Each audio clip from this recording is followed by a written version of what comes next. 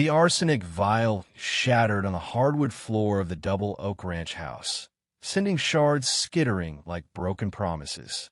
In the doorway stood Jacob Harlan, his blue eyes blazing with fury and betrayal that would scar him for life. "Tell me it's a lie. Elizabeth." His voice broke like a prairie storm. "Tell me you didn't." But the truth loomed between them, heavier than Kansas dust after a drought.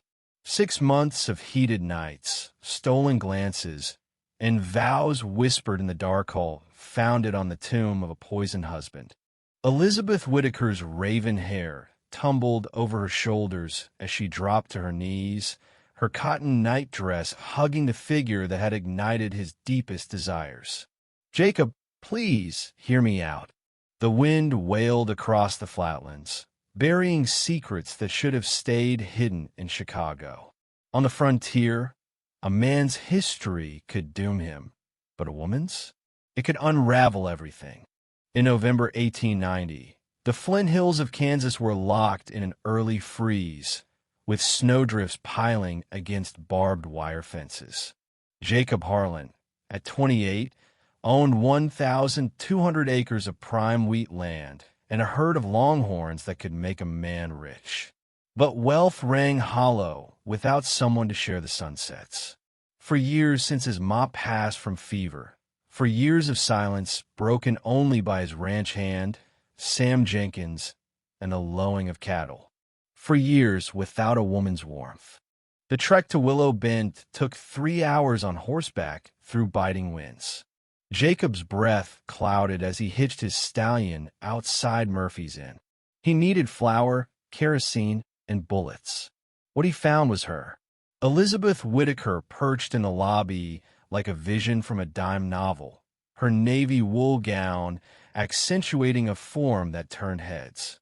Chestnut hair swept up, exposing a graceful neck that invited thoughts he shouldn't entertain. Hazel eyes deep as well water, holding mysteries. She was flipping through a novel in a town where folks barely read the Bible. "Ma'am," Jacob tipped his Stetson. She looked up, and a spark jumped between them, not of recognition, but raw need. "Elizabeth Whitaker, lately widowed," she said, her voice laced with a polished Chicago lilt. "I'm looking for work housekeeping, perhaps." The word widowed hit like a shot of bourbon. Here was a woman who'd tasted loss, who might fill the void gnawing at him. "What sort of housekeeping?" His tone came out gruffer than planned. A sly smile tugged her lips.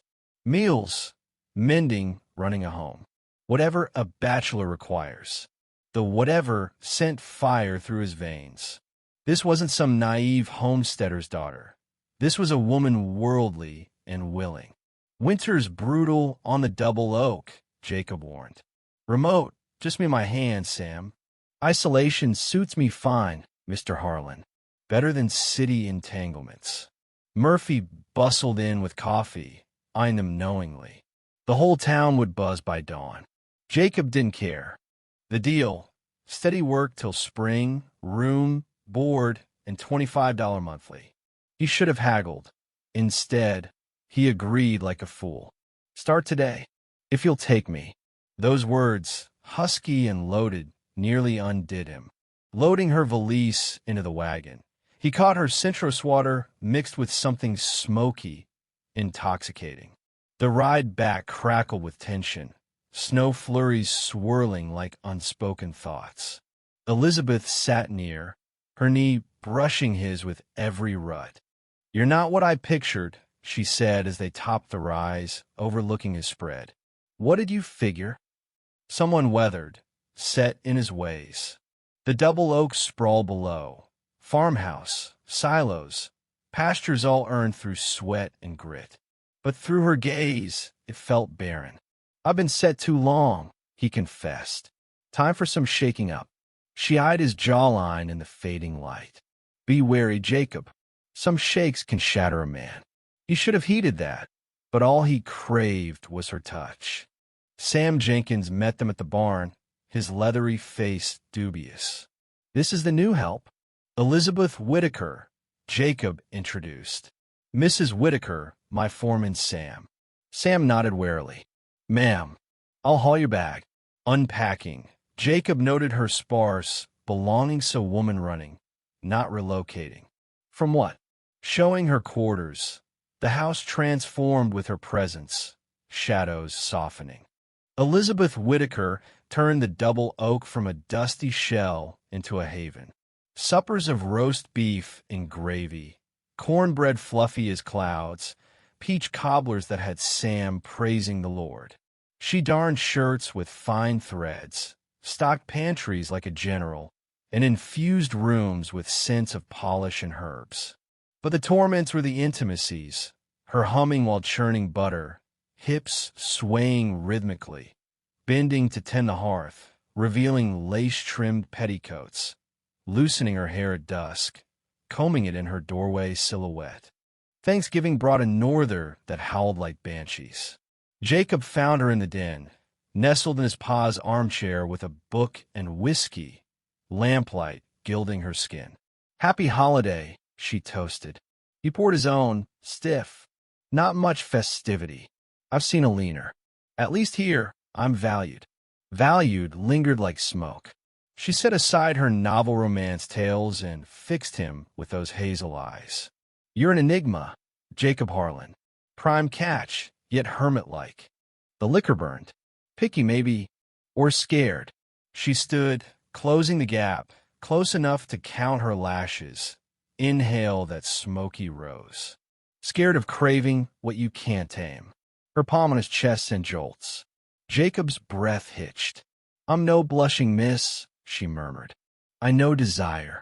Instead of words, she kissed him a gentle probe, turning fierce. His restraint snapped. Arms encircled her, feeling her softness through flannel. She drew back, flushed. I should retire. Should, he rasped. But will you? Her grin was wicked. If you're bold enough to join. She sauntered off, leaving him reeling. 2 minutes later, he followed. She waited by the window, clothed but hair unbound like midnight silk. Moonbeams paled her skin. Wondered if you'd come. I shouldn't, but you are. She unfastened her gown slowly, fabric pooling, exposing lush breasts, nipped waist, flaring hips, womanly perfection. Lord, Elizabeth! She pressed against him, stripping his shirt. So lonely, she breathed on his neck. Don't leave me alone. What ensued was blaze and urgency. He'd known quick tumbles with saloon women, but this? She yielded like treasure, guiding him to peaks unknown, cries echoing. After, in her bed, her head on his chest. Stay. Propriety be damned. He drew her close. Elizabeth, your husband? She tensed. Consumption. That's it. A beat. What more? But her tone hinted at rehearsal. Nothing, he said, but doubts seeded. Winter clamped down, and Jacob sank deeper into her web. She claimed his bed unspoken, bringing her essence and moans. Bliss, days toiling in fields, nights in ecstasy. She matched his fire, proving women's passion rivaled men's. Wed me, he proposed one March dawn, watching her pin her hair. Hands froze. Jacob, I'm serious. Preacher from Emporia, come spring. In the mirror, vulnerability flashed, veiled. You don't know me fully. Enough. His lips grazed her nape. You taste like dawn honey. You call my name in passion. You're my salvation. If shadows emerge? He spun her. Past is past. Future's ours. Her smile faltered. My naive Jacob. That noon, while she pegged wash, humming a city melody, Sam cornered him. Boss talk. In the shed, Sam's face is stormy. Your lady. Watch it. No, you watch. Town yesterday. Murphy mentioned her quizzing the doc on poison signs arsenic. Specific. Jacob's got iced. Maybe vermin worry. Sam scowled. Murphy wired his kin in Chicago PD about Thomas Whitaker, dead last fall. The chill spread. And wealthy trader, wed 12 years to younger wife, no kids. Dropped sudden arsenic signs, but the widow fled west pre-probe. Jacob reeled. Murder? Guarding you, son. She arrives pretty and perilous, snares you fast, clouds your judgment. Enough, but fragments aligned. Her male jitters, law queries, nightmares naming strangers. Where's she? Sam asked. Jacob eyed the house, smoke rising, linens flapping where Elizabeth prepared another feast, ready with tender embraces. Can't be. Prove it. Snoop her stuff, confront. Jacob marched back, Sam's words ringing. Cloud your judgment. In the kitchen, flour-dusted apron, she shaped biscuits. Domestic bliss, all allure and poise. Early, she smiled. Supper's not. Question. Tone made her rigid. How'd your husband truly die? Pin clattered, pallor struck. Told you, consumption. Suffer. Jacob, why? Did he suffer, Elizabeth? Precision set pin. Yes, lung rot. Whisper no.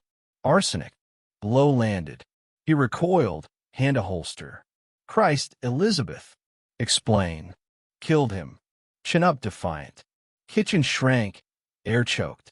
This lover, whisperer of affections, maker of joy a murderess. What? Hand shook, apron off. He killed me piecemeal with beatings, degradations, chains. 12 years of slavery. So poison. Freed myself. He edged doorward, mind whirling. Won't you to me?